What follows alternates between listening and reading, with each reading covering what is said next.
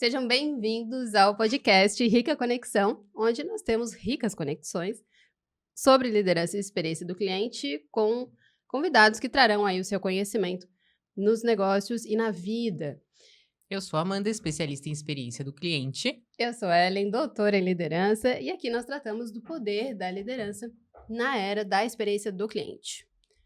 E este é o nosso episódio de número 18, com Natália Daquino, administradora, atriz e empresária. Prestem atenção nessa composição. Com uma trajetória que une arte, gestão e inovação. Apaixonada por experiência do cliente, se especializou em instituições como G4 Educação. Em 2021, fundou uma das primeiras iniciativas de educação corporativa no Brasil, totalmente voltada para a centralidade do cliente. Ai, quando que a gente fala disso?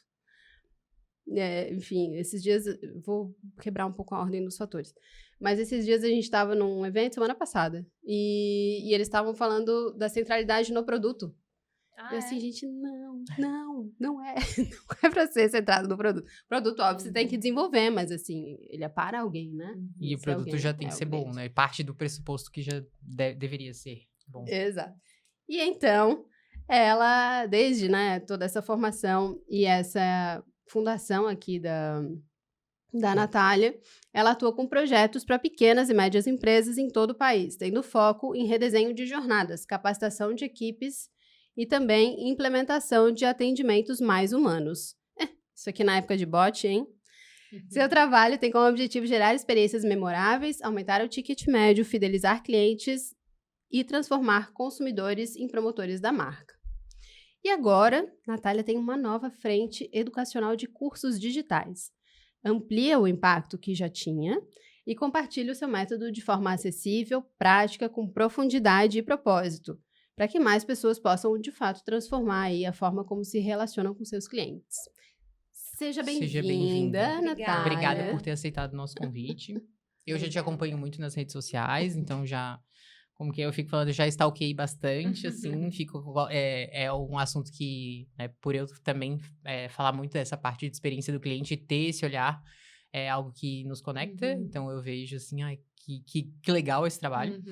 E já aproveita e se inscreve no nosso canal. Então, vamos partir aqui da nossa primeira pergunta. Você teve várias formações, né? A gente falou ali de administradora, até a parte de ser atriz. Como essas formações e essa rica bagagem permitiu que você enxergasse a experiência do cliente como uma forma diferenciada, a ponto de se tornar uma especialista em projetar e entregar vivências memoráveis para os seus consumidores? Bom, primeiro eu quero agradecer pelo convite, fiquei muito honrada de poder estar entre mulheres e falar sobre esse assunto tão importante que é a experiência do cliente, a cultura de centralidade no cliente e, de fato, a gente trazer um pouco desse novo mindset que cada vez mais vem sendo pautado hoje nos mercados, né? Então, muito obrigada. A minha jornada aí, como vocês me introduziram, ela é bem diversificada e dinâmica. Eu acho que isso faz parte da vida. Às vezes a gente vai traçando caminhos que parecem que muitas vezes não vão se conectar ao chegar em algum lugar e, na verdade, a união deles todos que fazem com que a gente tenha essa trajetória, que a gente tenha mais clareza sobre quem nós somos, para onde nós queremos ir, sobre a nossa carreira. E eu sempre tive esse olhar de detalhes, diferente, criativo, um olhar mais humano, mais sensível, e eu não sabia como colocar isso em prática dentro do trabalho. Então, eu tinha muita experiência na área comercial, já tinha tido alguns trabalhos como responsável nessa área de comercial, de pré-venda, de negociação, de captação de patrocínios, mas a gente sempre construía muito relacionamentos, eu não tinha mais o que vender para os clientes e eu continuava ali com eles num relacionamento, numa dinâmica, numa jornada diferente de contato nessa área comercial. E eu comecei a entender que poderia ter outras áreas diferentes, além só de indicadores de meta e de venda, que são fundamentais, né? O coração de qualquer empresa hoje. Mas eu comecei a estudar e procurar que outras áreas teriam dentro desse universo de atendimento ao cliente. E a pandemia surpreendeu todos nós, né? Eu fiz várias coisas dinâmicas também, me descobri, me redescobri, entrei em trabalho, fui demitida, entrei em outro, fui demitida. Então, é um momento que eu falei, gente, eu acho que com toda essa bagagem que eu venho construindo, todas essas formações, e eu posso desenvolver o meu método, eu posso abrir o meu negócio, eu vou me jogar nesse empreendedorismo. E o primeiro projeto que a gente desenhou e desenvolveu foi para uma grande empresa em Florianópolis, uma construtora, onde a gente tinha um MVP rodando com ticket alto numa marca de renome, onde podia ser tudo ou nada. E a gente, graças a Deus, conseguiu ter a confiança e o apoio desse cliente e conseguiu entregar, né? E, obviamente, de lá para cá, desde 2020, 2021 para cá, a gente vem desenvolvendo muito, aprimorando muito a metodologia e dos projetos de treinamento, dos projetos de consultoria, dos projetos de monitoramento. Tem outras soluções agora com essa nova frente educacional. Então, é muito curioso como as nossas escolhas, as nossas jornadas, elas vão nos levando para caminhos que no final a gente pensa, nossa, agora faz sentido isso tudo, né? E o lado de atriz foi porque eu fiz uma formação em teatro em Florianópolis e São Paulo, morei em São Paulo 4 anos, fiz Wolf Maia, fiz Instituto de Arte e Ciência, tirei meu DRT, trabalhei com uma atriz lá, mas eu queria ser dona dos espetáculos, eu queria fazer os espetáculos, eu não queria ser atriz ali na ponta, eu queria produzir, eu comecei a ter a veia empreendedora pulsando, acabei voltando para Floripa, veio a pandemia e acabou toda essa história que eu contei aí de cair na jornada do empreendedorismo e para o corporativo, que é a minha maior experiência hoje, trabalhar como B2B, trabalhar com pequenos e médios negócios que estão buscando se diferenciar, estão buscando trabalhar um pouco mais esse lado da experiência do cliente. E os seus clientes hoje são empresas que já sentem necessidade, que já têm um departamento de experiência dentro, ou são pessoas que não conhecem o que é a experiência do cliente? Como é que você chega no seu público hoje? É um desafio a gente conseguir entrar nas empresas com projetos de experiência do cliente hoje, principalmente em pequenas e médias, porque elas não costumam ter áreas estruturadas e nem responsáveis para isso. Elas não sabem direito o que elas querem.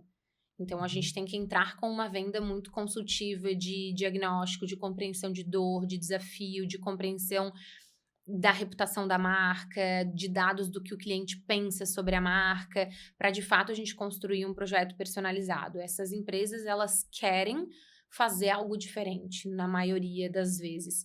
Elas querem entender o que o cliente delas pensam sobre elas querem conhecer esse cliente, essa jornada.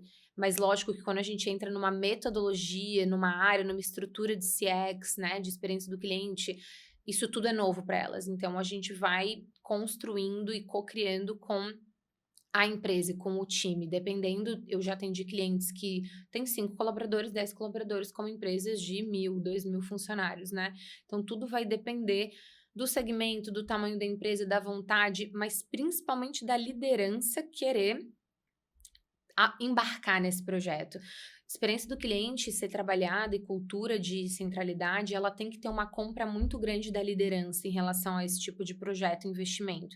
Porque a gente, às vezes, não consegue mensurar num curto prazo. E o pequeno e o médio já tem pouco investimento e quer um retorno rápido.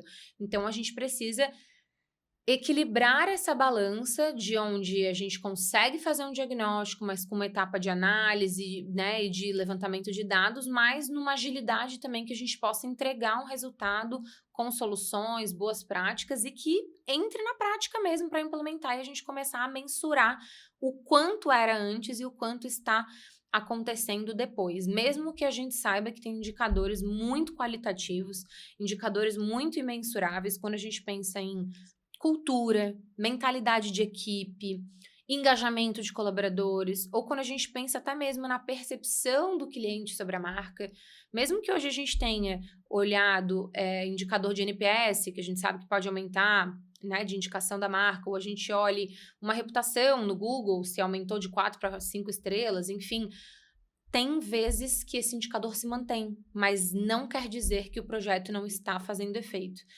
Tem projetos que são longos, contínuos, que a gente inicia e a gente fica na empresa por muito tempo, monitorando, fazendo cliente oculto, mantendo a constância, né? E a consistência, que eu acho que é o maior desafio hoje. Pequeno, médio e grande, eu criei o processo, eu treinei a equipe, mas como é que eu mantenho e garanto que ela entregue essa experiência sempre? Porque o garantir essa entrega é o grande desafio.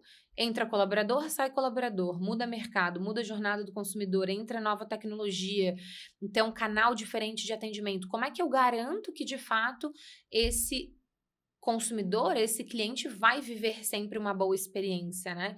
Então, é um desafio entrar, né, dentro dessas empresas, é um desafio vender esse tipo de projeto, mas o que eu percebo é que muitas vezes os líderes querem fazer algo diferente e a gente consegue ter essa oportunidade para sentar na mesa e mostrar valor, porque tem muito valor e muita entrega trabalhar com isso hoje. Daí surgiu a nossa rica conexão de unir a liderança da experiência do cliente, porque, enfim, né, assino embaixo tudo que tu falou agora, que para entregar uma boa experiência para o cliente, a liderança tem que estar forte, querendo isso e fazendo algo diferente, né? Ô, Natália, que elementos tu vê que mais sensibilizam os líderes em comprar junto, digamos assim, e estar presente, não necessariamente ombro a ombro, mas assim, tá inserido naquela operação, nesse processo, nessa criação, ou nessa manutenção de processo de jornada do cliente ou da experiência do cliente? O que na tua experiência sensibiliza eles para estar junto, sabe? Porque às vezes a gente vê um pouco de afastamento, eles querem às vezes terceirizar uma coisa que a visão, né? São eles que precisam estar mantendo aquilo vivo e pulsando, né? Eu recentemente voltei de uma certificação da Disney, então a gente conseguiu ver muito esse modelo de excelência lá e como que eles enxergam essa experiência na prática para dentro de uma empresa centenária com 77 mil colaboradores. E a gente se pergunta como que eles dão consistência e garantem essa qualidade sempre, né? Ou pelo menos na grande maioria das vezes nessas interações com os clientes que estão ali nos parques, nos hotéis, resorts e vários outros produtos que eles tenham. E um pilar muito chave, que é um elemento que a gente percebe dentro dessa estratégia de excelência, é o modelo que eles enxergam de um propósito muito claro e compartilhado, ou seja, essa parte de cultura muito bem estruturada, de valores, de visão, isso muito bem fortalecido e compartilhado para toda a equipe. E em segundo, liderança muito engajada e excelente, porque para a gente garantir que a ponta entregue essa experiência, quem garante isso é o líder, né? A gente tem escopos de organogramas gigantescos, como o da Disney. Como é que eu vou garantir que aquele cast, que é o colaborador lá da ponta, possa entregar isso, né? E ele acabou de entrar na empresa ou ele está longe da alta liderança, mas ele tem líder direto, ele tem aquele modelo para seguir, e a liderança lá ela é muito exemplar. Eles entram no jogo, eles vão para a ponta, eles pegam na mão, eles pegam junto, né? E eu acho que o líder, um elemento que traz para ele essa compra de projeto é ele estar alinhado, os valores desse líder com o da cultura da empresa. Então, esse alinhamento entre líder e empresa é fundamental. A vontade de mudança, de querer realmente fazer diferente e de acreditar nesse engajamento da sua equipe, da importância que aquelas pessoas têm para a empresa. Hoje, a gente tem muita tecnologia, a gente tem muita oportunidade de ferramentas para nos trazer agilidade, para nos trazer excelência em muitas coisas, né? E conexões. Porém, o lado humano sempre vai ser, quando a gente pensa em experiência do cliente, quando a gente pensa em diferencial, algo decisivo, porque não é o que eu faço, mas como eu faço o outro se sentir, né? Então, eu acho que é um pouco, assim, desse olhar da liderança, e a Disney é um grande exemplo, porque no escopo de excelência deles, a liderança é algo fundamental para realmente garantir que aquela ponta entregue tudo aquilo que ela estava prometendo, né? Lá da visão, por exemplo, do Walt Disney, lá há 100 anos atrás e que prevalece até hoje. Como? Através de um escopo muito bem guiado que vem da alta liderança, né? Se a Disney, com um fundador falecido e 77 mil pessoas, consegue manter, né, padrões de excelência, de encantamento e tal, vamos, né, vestir as sandálias da humildade e ver que a gente consegue, sim, no nosso pequeno médio negócio fazer também, né? Fazer tão bem quanto, né? Em 2021, aí logo depois ou ainda com a pandemia, você fundou uma das primeiras iniciativas da educação corporativa no Brasil, focada somente na centralidade do cliente. Como que essa iniciativa se traduz em melhorias tangíveis na experiência vivenciada pelo cliente final das empresas, né? Quais são os resultados mais surpreendentes que você já observou a partir dessa capacitação? Difícil a gente elencar quais são os resultados mais surpreendentes, porque eu acho que dependendo do negócio, às vezes um simples novo processo, forma de fazer e de atender vai gerar um impacto enorme para o cliente. Então, o que eu percebo hoje nos projetos que a gente desenvolve com essas empresas e de vários segmentos e nichos é que eles não possuem a compreensão dos seus clientes. Então, eles não têm dados sobre clientes, nem de comportamento, nem de compra. Eles não entendem as jornadas dos clientes deles. Então, fica muito difícil deles conseguirem medir o que é impacto para eles, porque eles ainda não têm esse conhecimento, né? Mas a gente tem muito projeto que roda e que sai, às vezes, de um básico para algo que é um pouco menos do que o básico, mas que para eles já gera um super resultado. Então, por exemplo, a gente tem empresa que nem sabia que estava no Reclame Aqui, que nem acompanhava a reputação no Google, não sabia como responder, não tinha processo. Coisa simples, mas que depois que a gente cria esse diagnóstico, mostra, traz uma solução de como fazer, qual processo, vamos definir aqui uma metodologia de responsável, prazo, dinâmica, ensina os scripts de comunicação não violenta, muda a mentalidade daquela equipe. Quando eles começam a botar em prática, a reputação aumenta, eles saem de empresa não recomendada para recomendada, eles começam a entender a importância de estarem bem ranqueados em canais públicos. E isso é uma simples mudança, mas que a gente já vê um grande resultado e que para aquelas empresas, para aquelas pessoas, às vezes não era algo que era feito e que era importante. A gente também tem esse trabalho de indicadores, empresas que nunca aplicaram pesquisas com seus clientes ou aplicam aquela pesquisa anual de NPS e não tem o lado qualitativo, não medem transacional. Então, a gente começa a trabalhar, olha, como é que constrói uma pesquisa, em que momento eu posso ser intencional, qual que é o objetivo dessa pesquisa, começa a trabalhar os resultados dessas vozes dos clientes, a gente consegue ter muito insight, criar novos projetos, né? Enfim, são inúmeras conquistas que essas empresas começam a desenvolver junto com as suas equipes, e eu acho que a principal, quebra de silos organizacionais. A gente trabalha sempre em squads multidisciplinares.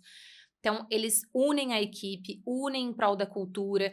Não importa se eu sou da área comercial, da área de marketing, pós-vendas, a gente está em prol da empresa, pro cliente. Então, começa a mudança de mentalidade. Então, tem esse lado que, para mim, é muito importante de cultura e de união de equipe. Porque, no final das contas, não importa qual que é a área que eu estou atuando, o cliente não vê, a gente separa em caixinhas, porque para liderar é muito mais fácil esse organograma. Mas o cliente, ele enxerga a empresa. Então, ele não quer saber, né, se a Natália é responsável ou não é. Ele quer que ela resolva, ponto. Então, é mais ou menos nessa linha, assim. Como que você traria para nós falando com uma empresa pequena, menor, né? 3 coisas que ela poderia começar a colocar atenção a partir de agora para trabalhar, para começar a construir e sustentar essa experiência do cliente, assim, para tentar dar uma pista aí para o pessoal começar. Do faça você mesmo, vamos dizer assim. Para pequenos empresários, inclusive a linha educacional, eu já vou aproveitar e vender aqui o meu marketing, tá? Pela primeira vez eu estou compartilhando meu método, justamente porque eu percebi que muitos pequenos empresários não tinham a condição de, às vezes, estar contratando uma consultoria, estar contratando uma assessoria, construindo um projeto, fazendo um treinamento. Então, como que ele conseguiria estar implementando no seu negócio? Então, eu compartilhei esse método que eu venho desenvolvendo já há muitos anos, que se chama A Chave, para justamente abrir e destravar esses resultados e se diferenciar no mercado de iguais. Então, a gente ali mostra exatamente esse passo a passo básico e prático para que você inicie. Aqui vou dar alguns spoilers para não dizer que eu não dei nada, mas eu acho que pensando numa pirâmide de CX, a gente consegue entender que eu preciso ter sim um bom produto, uma boa solução, que não é o que me diferencia, mas é algo que faz com que eu exista. Para qualquer empresa nascer, eu preciso ter um bom produto, uma boa solução, senão não faz sentido eu existir. Depois eu começo a trabalhar um diferencial, que é o esforço. Então, foquem em olhar aonde o seu cliente tem esforço com você. Será que ele tem esforço para conseguir o telefone da sua empresa no Google? Sabe aquelas vezes, aquelas coisas que a gente não consegue nem clicar no link do Instagram para poder chegar no telefone da empresa ou mandar uma mensagem no WhatsApp? Então, qual que é o esforço para ele te encontrar, para ele falar contigo, para ele pedir uma ajuda, uma assistência técnica, né?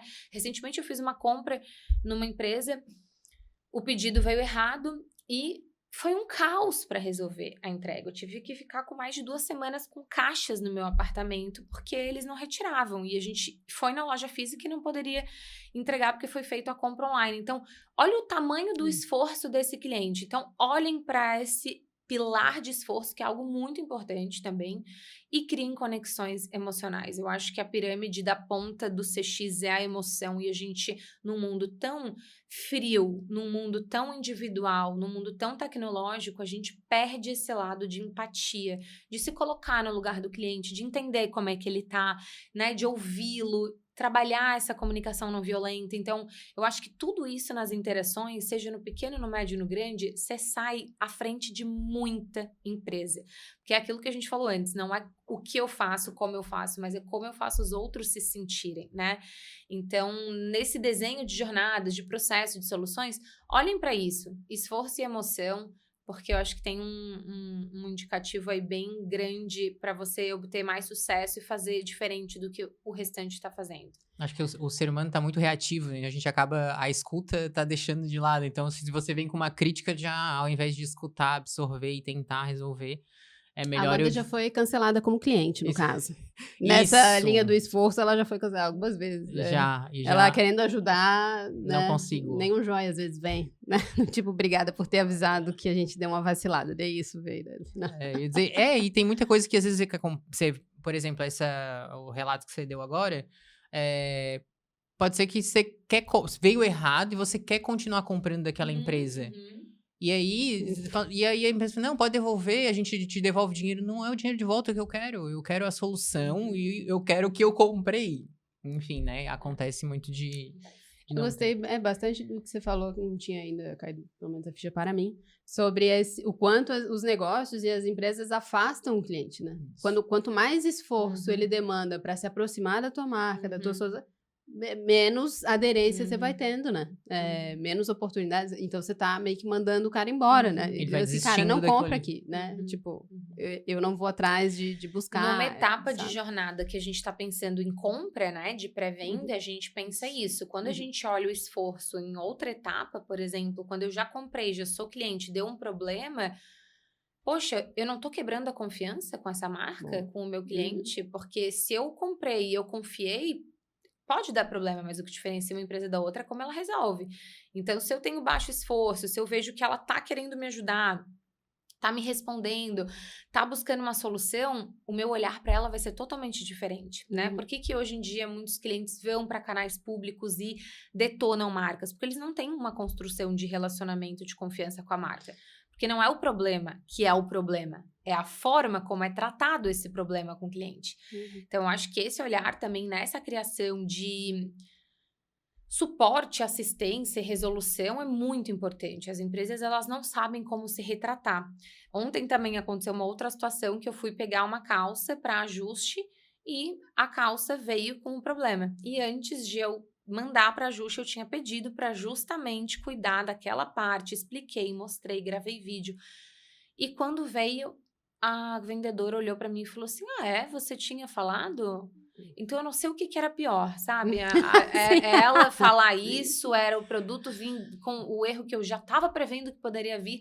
Então, a gente vai perdendo o quê? Paciência, porque o nosso esforço é muito grande, né? Então, acho que um grande segredo que eu gosto de falar aqui, quando a gente pensa em experiência do cliente, é a gente dar clareza para o cliente do próximo passo da jornada. Se eu deixo ele informado e claro e assistido, ele vai ficar menos frustrado, menos confuso, vai trazer eficiência operacional para minha equipe, que não vai precisar ficar horas num suporte explicando algo que, às vezes, num próprio canal de FAQ do site poderia estar. Então, são quantas coisas eu posso prevenir, dando clareza para ele dos próximos passos que ele vai ter junto comigo, né? Então, acho que isso é bem importante ter em mente quando eu quero começar a aplicar CX no meu negócio, seja ele pequeno, médio ou grande. Uma das empresas que me vem na cabeça que faz isso com excelência, né? Não é 100%, já tive alguns problemas, mas é muito eficaz, é a Amazon. Porque exatamente isso que você falou, mesmo que um produto venha errado, primeiro que a entrega, ela é ao concurso de tudo que eu já vi na vida, eles entregam sempre antes do prazo, eles conseguem cumprir. Então, aquilo ali já te deixa assim, ai, que bom, chegou antes. E outra é que se tem algum erro, tanto ou que veio o produto errado, ou que o produto veio com defeito, eu não preciso me estressar absolutamente com nada. Eu entro lá com o pedido, se tá dentro dos 30 dias, eu consigo fazer a troca. A etiqueta vem no mesmo, assim, praticamente no mesmo segundo, só colocar no correio e menos de 24 horas, se foi pago no cartão de crédito, já vem o estorno, você pode já comprar um próximo produto. Então, é muito simples, é fácil, e muitas das respostas é isso. Se não for simples, a resposta tá ali, eles já pedem desculpa antecipada, já dão a possibilidade, você consegue ver se você já fez isso com esse produto para ver realmente se não tem algo errado. Então, esse acesso facilita, né? E, enfim, não é à toa que eles estão onde estão. E eles bancam, né? Porque querendo ou não, é um marketplace. Então, eles têm responsabilidade sobre quem nem são eles, de fato, a rigor, né? Assim, mas eles bancam. Porque às vezes você comprou direto de outra pessoa, mas eles resolvem, depois eles se entendem, né? Isso é um ponto que eu não sei se vocês concordam, mas muitas empresas acabam botando a culpa no fornecedor, né? Tem isso também. Então se eu sou uma imobiliária e eu contrato uma empresa para fazer a manutenção. Aí essa manutenção tá dando ruim. O cliente que é que contratou a imobiliária, ele não quer saber se aquela pessoa que está indo fazer a manutenção é da imobiliária ou não. É fornecedor terceirizado de 1 ano, 10 anos ou não. Ele quer falar com você, ele quer que você resolva. Exato. E muitas empresas se abstêm dessa responsabilidade, né? E no final das contas, quem que escolheu essa empresa terceirizada? Quem que aceitou esse processo a ser seguido, né? Então, esse poder de recomendação, assumir essa responsabilidade, tanto pessoas quanto empresas acabam se tirando esse peso. E eu acho que isso também é algo que diferencia muito de profissionais e de negócios para negócios, porque eu preciso me responsabilizar pelo meu cliente. Então, se eu tenho uma entrega terceirizada e der algum problema, né, de quem que é o problema? É meu o problema, né? Exato, Não é do meu cliente, tem que falar comigo. Então, né, eu tenho que saber como resolver, né? Eu acho que isso é um ponto, assim, que muitas empresas se confundem também. A entrega é terceirizada, desculpa, tem que ver com eles, tem que rastrear com eles. Não. Agora, recentemente, com a gestação, fiz muita compra online, porque, enfim, trabalho, vida acontecendo 1000 coisas, a gente não consegue ter tanto tempo quanto a gente gostaria. Então, a gente senta no sofá no final do dia, consegue comprar ali e resolver. E é muito engraçado como cada empresa lida de um jeito no atendimento do WhatsApp, do e-mail, como eles informam, como chega a embalagem, eu comecei a observar como chega o produto, a narrativa que vem, a carta, o modo de usar, às vezes algo que você comprou que você nem sabe todas as funcionalidades e tem um manual ou um QR Code com um vídeo. Então, tudo isso vai trazendo uma facilidade para o cliente, uma clareza da jornada, um menor esforço, ou não, né? Ou a gente olha aquilo e fala assim, nunca mais eu compro. Né? E, enfim, as experiências de compra, elas estão muito omnichannel, né? A gente tá comprando online, comprando físico, indo na loja, resolvendo e falando no telefone. Então, as empresas têm que cuidar muito isso hoje. É uma grande tendência, né? A gente olhar para todos esses canais de entrega de experiência do cliente, porque o cliente está muito bem informado e ele está em vários canais. Então, ele não aceita mais que de um WhatsApp é de um jeito, no site é de outro, no telefone é de outro e no presencial. Não, peraí, é tudo a empresa, né? Então, tem que ter um alinhamento aí, uma organização entre as áreas, entre os processos, entre as próprias tecnologias e ferramentas, para não gerar essa frustração para o cliente, né? Com os meus mais de 20 anos com experiência de organização de eventos, essa parte não é comigo, é praticamente inexistente, né? Porque a organizadora, a função dela é justamente unir todos os melhores fornecedores para entregar uma experiência memorável. E é claro, já daria para escrever um livro das coisas ruins e catastróficas que aconteceram, mas é um ponto que eu nunca me tirei assim, não, isso não é comigo. Não, eu peço desculpas, eu deveria ter tido mais atenção, não vou trabalhar com este fornecedor novamente.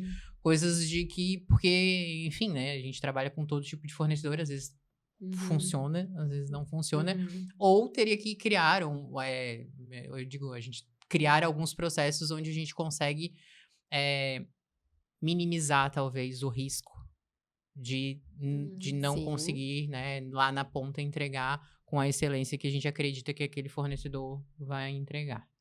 Nessa de tirar da reta, né, vamos falar assim, tem o colocar a culpa no fornecedor e tem o colocar a culpa no colaborador, no final das contas, né? Como que, se você já viu situações como essa, como que vocês tratam isso no método de vocês, de perceber que às vezes um gerente, e junto disso, o quanto se educa errado o cliente no final, né? Que ele entende que não adianta falar com o colaborador, tem que falar com o gerente, então deixa eu falar com o superior. Eu vou responder com uma pergunta.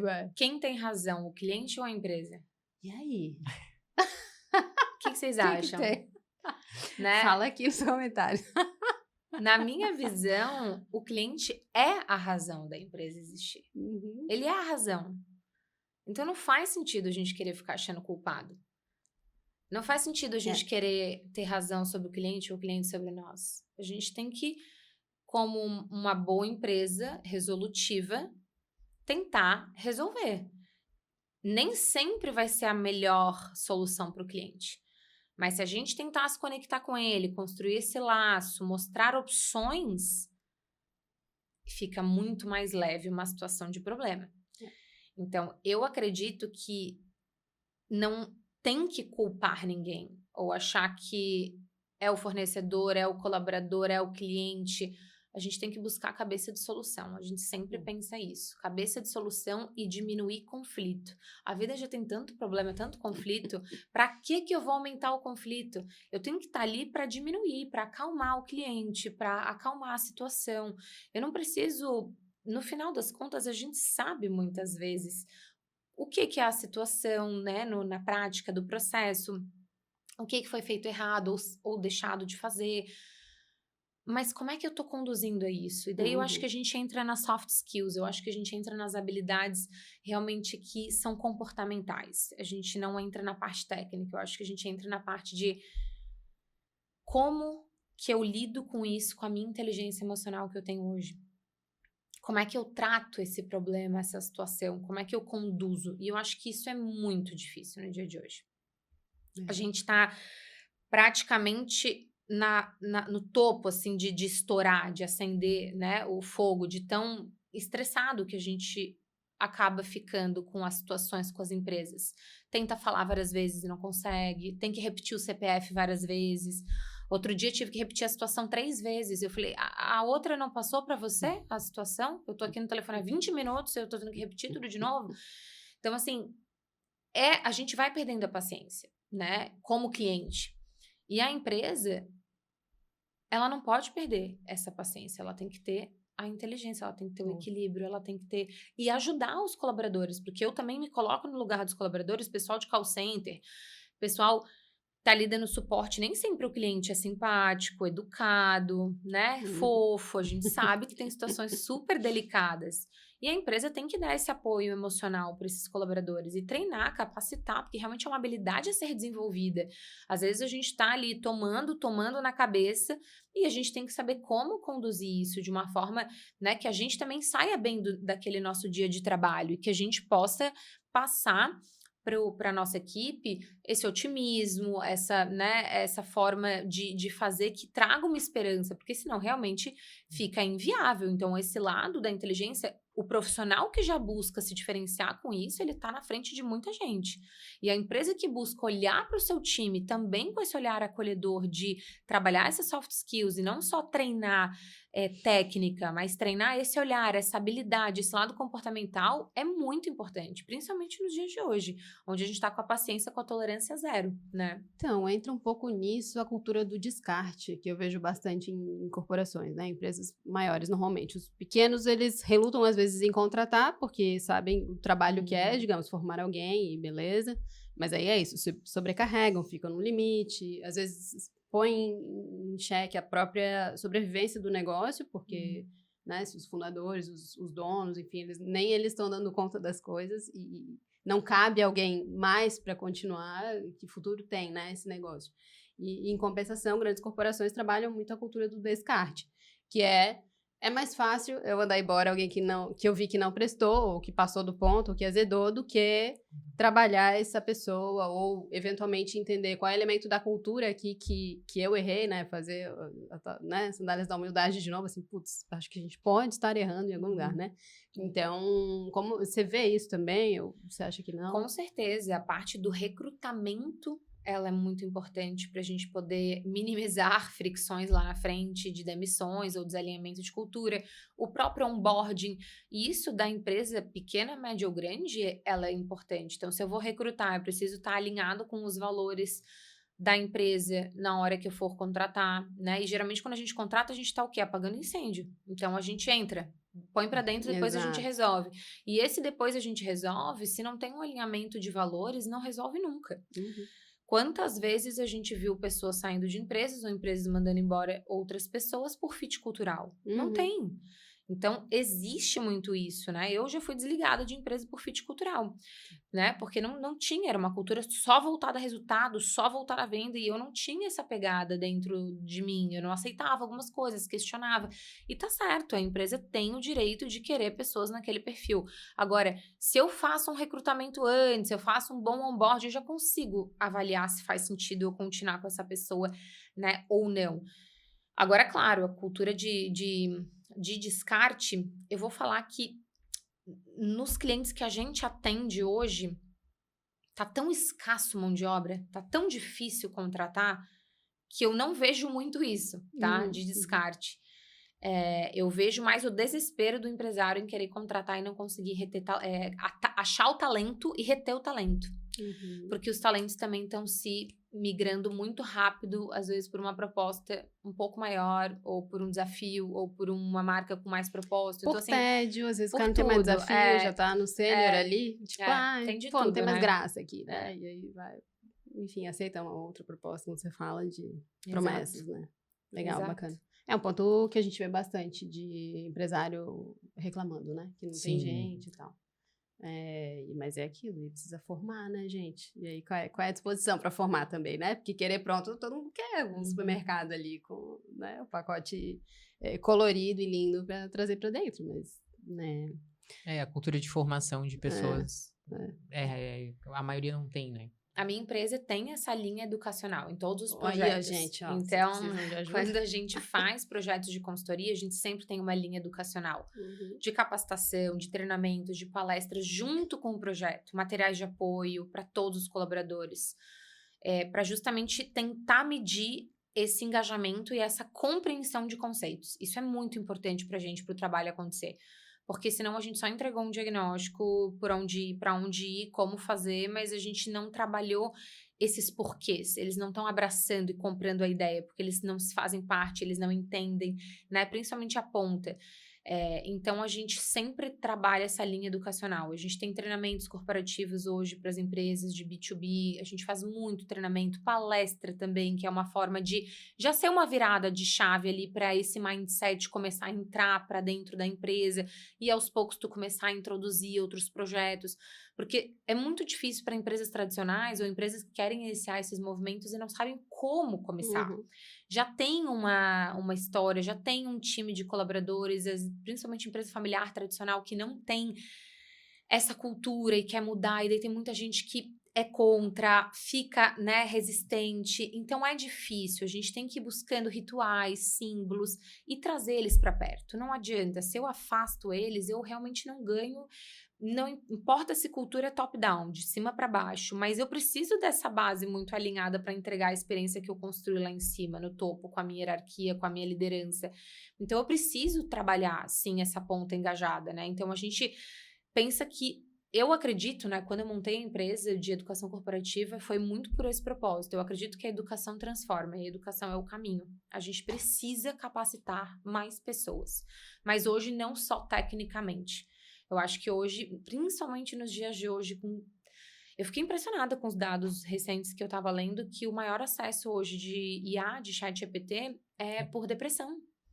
Eles acessam para pedir ajuda em relação a situações, né, de desespero, de como lidar com situações emocionais. Usam como terapeuta online. Eu fiquei impressionada com esses dados. Esses são os maiores acessos hoje dentro de um IA que poderia trazer 1000 e outros resultados a nível, né, estratégico, tecnológico. Não que isso não seja importante, isso é muito importante, mas será que é por ali? Esse é o caminho? Olha como as pessoas estão sozinhas, né? A minha visão disso tudo é uma falta de humanidade, né? Uma falta de com quem eu posso contar, o que eu devo fazer, né? Quem que realmente vai me escutar, me orientar. Então, esse lado de comportamento nos dias de hoje, assim, é muito assustador, né? A gente realmente pensa que negócio e mercado e lucratividade, resultado não está alinhado com isso, mas quem busca isso e tem isso são pessoas. E pessoas são movidas por sentimentos também. Né? A gente não tem como ignorar isso. Os mais jovens, a geração ali até uns 20, 22, 24 anos, eles têm esse comportamento mais característico de partir do pressuposto que um terapeuta, alguém que possa ajudar ali, não vai entender a situação deles. Não, você não me entende. Eles já começam assim. E aí é isso, eles infelizmente vão achar que o ChatGPT, assim, mas de novo, alguém vai precisar avisá-los que, né, ele fala o que você quer ouvir, mas assim, né, não sei se ele vai ajudar no que você precisa. É bem delicado. Para pequenas e médias empresas, o que você vê como o maior obstáculo na construção e na entrega de uma experiência do cliente consistente, assim, de alta qualidade? Já falou um pouquinho aqui, eu acredito nisso, mas... Eu acho que recurso é um ponto, se a gente for levar para um outro lado, falta de recurso para qualquer pequena e média é um desafio. Quer fazer, mas tem pouco recurso, pouco braço, pouca mão para executar. Então, a gente veste vários chapéus, né? A gente sabe, nós somos empreendedoras, a gente sabe que pelo menos, o meu negócio é pequeno. Então, de pessoas, a gente veste vários papéis, a gente tem vários braços ali dentro de uma única pessoa para executar determinada função. Então, acho que recurso e pessoas são pontos bem desafiadores para o pequeno e para o médio. Esse filtro, essa curadoria de entender por onde que eu devo começar, porque tem muita solução, tem muita ferramenta, mas qual que é a melhor para mim, né? Quando a gente faz projetos de consultorias, a gente não indica qualquer CRM, qualquer plataforma de pesquisa, qualquer solução para determinada dor. A gente vai entender a realidade dele, operacional, de pessoas, financeira, para daí a gente indicar o que é o ideal para ele, né? Então, hoje, se eu tenho um pequeno negócio, às vezes eu posso fazer um próprio cadastro histórico de clientes numa planilha do Excel. Não preciso contratar, ou tem CRM, são gratuitos. Agora, o que é melhor para mim hoje? Então, a média e a pequena, ela tem às vezes esse desafio, né? De saber escolher dentro de tantas opções que tem hoje. E acaba também tendo dados espalhados por tudo. Ou não tem dados, que eu também acho que é um grande desafio. Não consegue coletar os dados e trabalhar com eles de forma estratégica e intencional, personalizada. Ou quando tem, tá um pouco perdido. Então eu tenho um pouco nessa ferramenta, nessa daqui, eu não consigo unir, não consigo cruzar. As áreas não compreendem o histórico do cliente como um todo. Então, acho que são tantos desafios, assim, para o pequeno e para o médio, mas eles têm uma vantagem. Porque eles podem mudar muito rápido. Eles não têm um peso financeiro de pessoas grandes nas costas que faz com que a mudança seja mais lenta, como numa empresa maior, uma empresa familiar, tradicional, ele tem essa agilidade da mudança. Então, eu acho que isso é muito positivo. Ele também tem, pensando em empresas mais recentes, mais startups, novas, tem já esse propósito um pouco mais forte de olhar o mercado com outros olhos, olhar o cliente no centro, como a gente estava falando no início.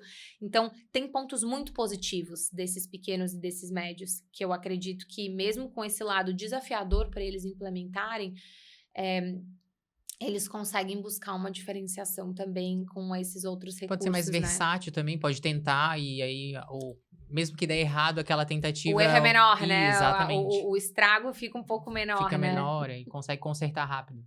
Quais são as estratégias mais eficazes? Estamos falando de desafios, né? Quais são as estratégias mais eficazes para superar esses desafios? Especialmente quando há limitação de recurso, mas grande vontade de se diferenciar pelo atendimento. Então, não sei se você diria, assim, se tem alguma coisa específica para... Queria poder ter aqui uma bola mágica com um segredo... Vai ser diferente de empresa para empresa e de Vai, negócio para negócio. Vai, com certeza.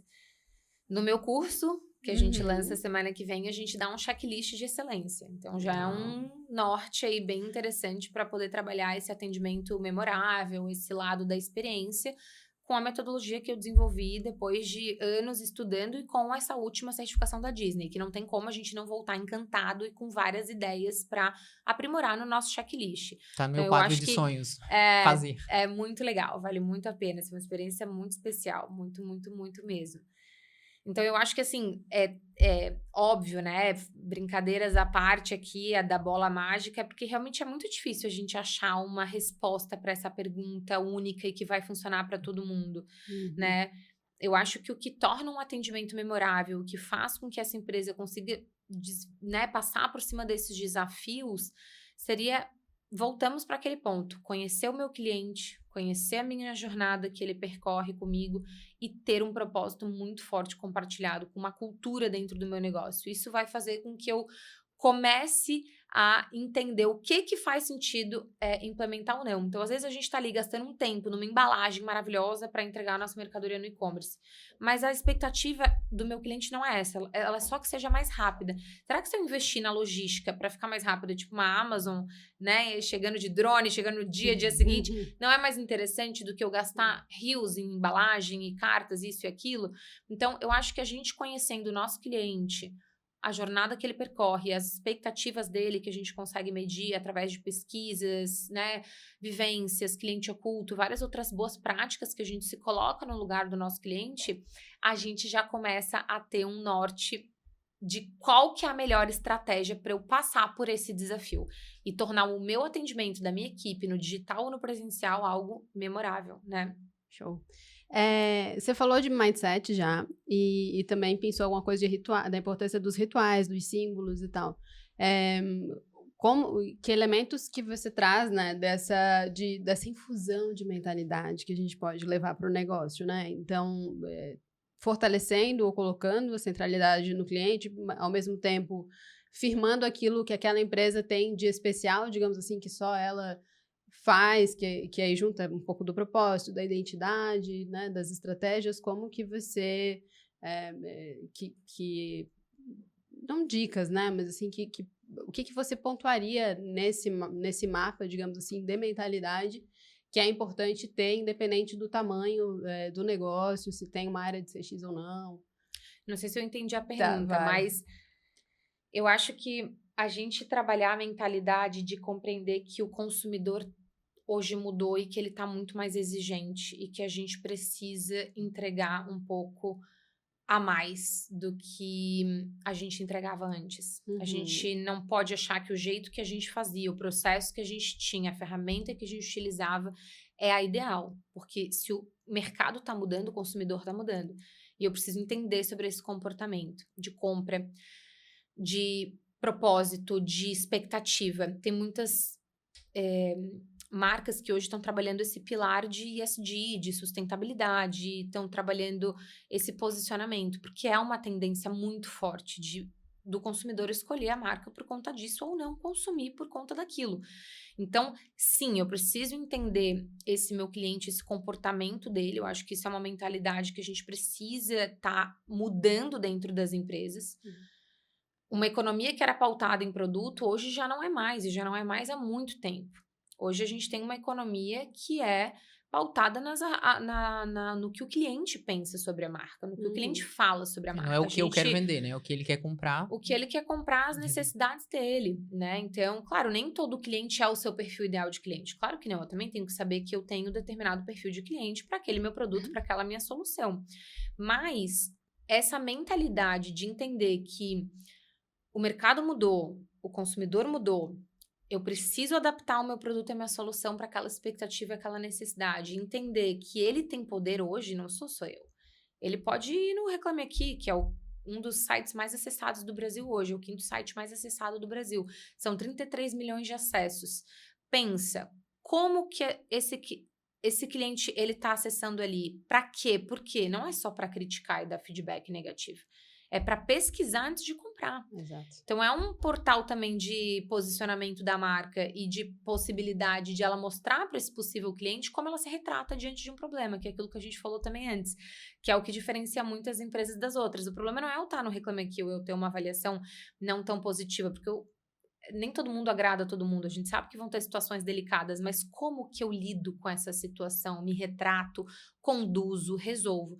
Então, eu acho que essa mentalidade nesse sentido, para o pequeno, para o médio, para o grande, ela é fundamental nos dias de hoje, né? E cada vez mais estudar esse comportamento, entender essas expectativas, vai fazer com que você tenha um pouco mais de sucesso nessa sua relação com o seu cliente, né? Eu quis comprar de uma marca que tinha reputação muito ruim no Reclame Aqui. E foi fazendo pesquisa no Google que eu encontrei as reclamações, entrei no Reclame Aqui e vi muitas pesquisas negativas, mas eu ainda dei a oportunidade para a empresa talvez tentar se retratar, mas não funcionou. Não deu certo? Ai, que pena, Não. achei que você ia contar uma história Não, é com bem final triste. feliz. Não era feliz. Eu entrei e eu falei, eu vi que vocês têm muitas reclamações no Reclame Aqui. E a pessoa que me respondeu, que eu não sei se é dona, proprietária, líder ou que é... E ela disse, sim, e daí? Foi pior, muito pior do que eu imaginava. E eu respondi, E você não... ainda comprou? Não, daí nada, só pra saber. Obrigada. E pulei, né? Não tem como. Era só pra confirmar isso, que o que tá lá é verdade. Então, com essa sua nova frente de cursos digitais e o avanço da tecnologia, como que você vê o papel da inovação na otimização da experiência do cliente e como garantir que a adoção, né, dessas tecnologias não resulte em desumanização de atendimento? Como eu disse, né? Tecnologia é meio, não é fim. A gente precisa sempre de pessoas. Então, nunca vou achar que isso vai substituir, vai mudar. Essa é a minha visão.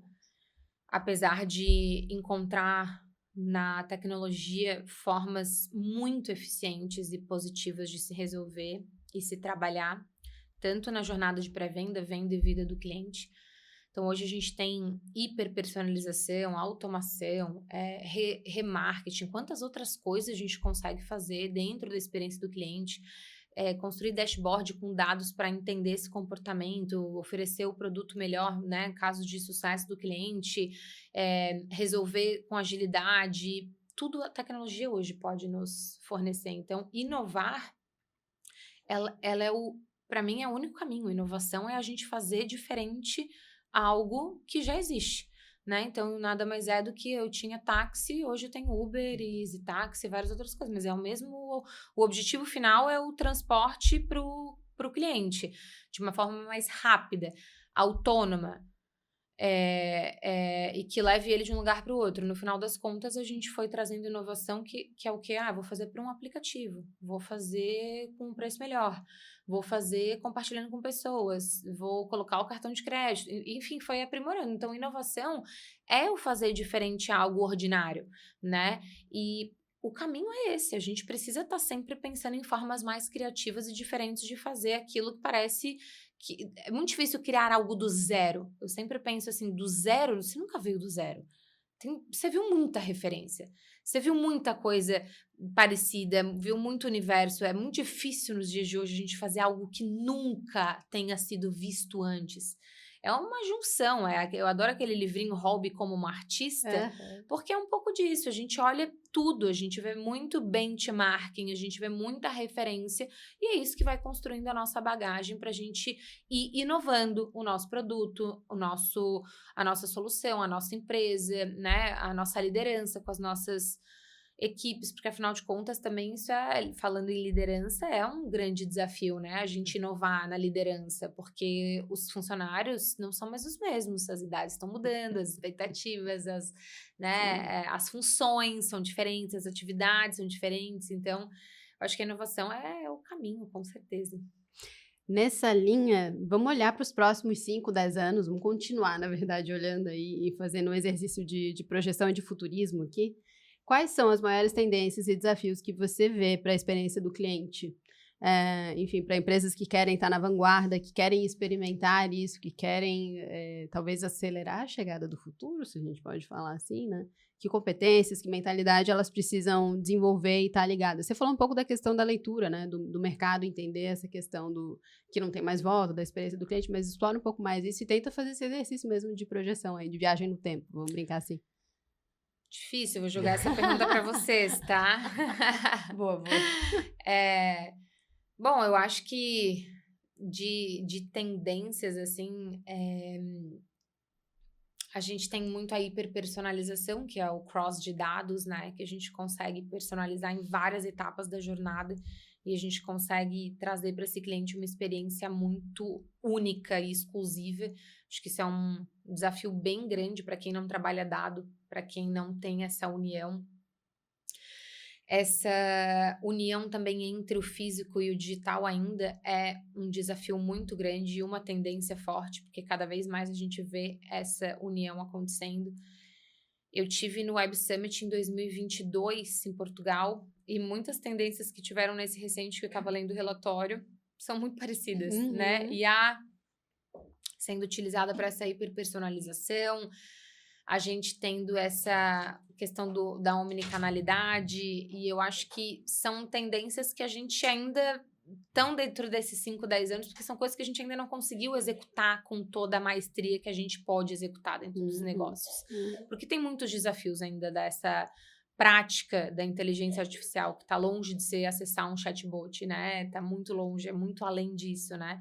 Então, a inteligência das coisas aí, esse lado de acesso a dados, eu acho que isso é uma grande tendência. E para a experiência do cliente nesses 5, 10 anos, como que a gente consegue continuar com essa humanização, continuar com esse lado muito empático do ser humano nessas relações com os clientes, mas também agregando a tecnologia dentro disso tudo, né? Então, eu acho que é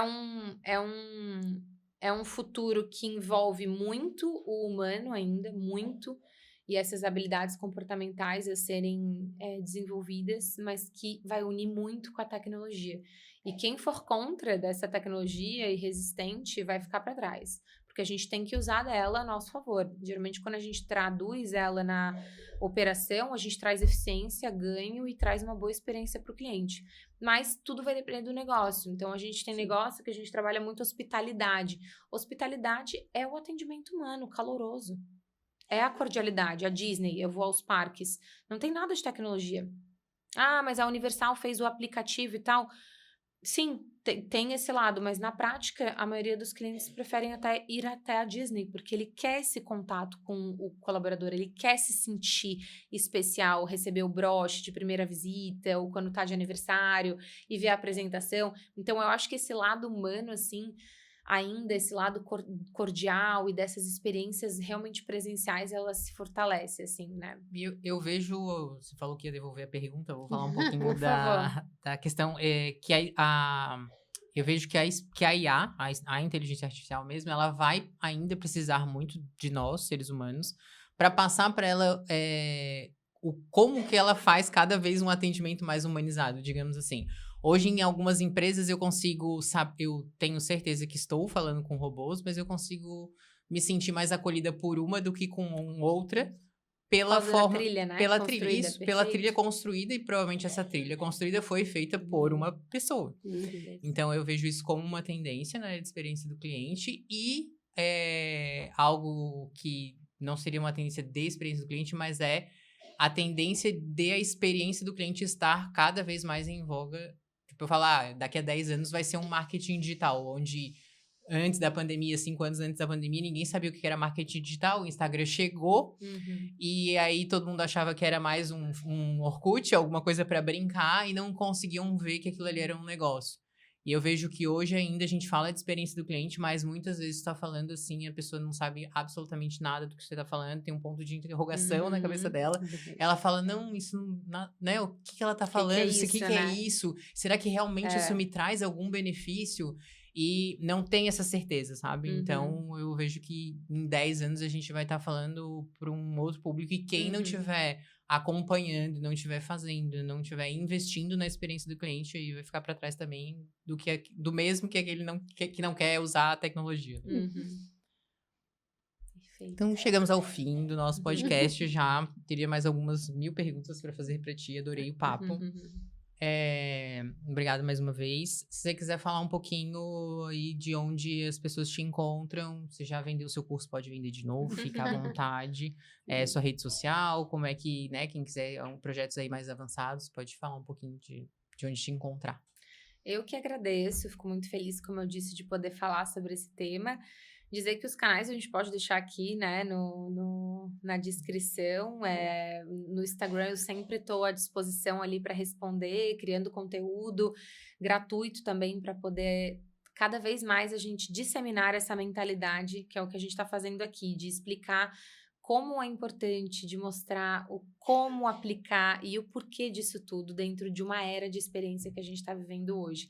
Então, novamente, é um prazer poder falar sobre isso e dizer que a gente na empresa tem hoje, e é uma grande conquista, essa vertical, que são os cursos digitais que você pode comprar, assistir e fazer de casa. Mas também a gente tem a linha que a gente tem há muito tempo de projetos para outras empresas, de desenhar jornada, de cliente oculto, de projetos personalizados, de voz do cliente, de treinamentos, palestras. Então, a gente tem 2 verticais aí bem importantes que a gente acredita que ajudam nessa transformação que a gente quer ver no mercado, nessa relação de melhoria entre clientes e marcas, para eles poderem ter uma relação mais saudável e eu acho que mais duradoura, né?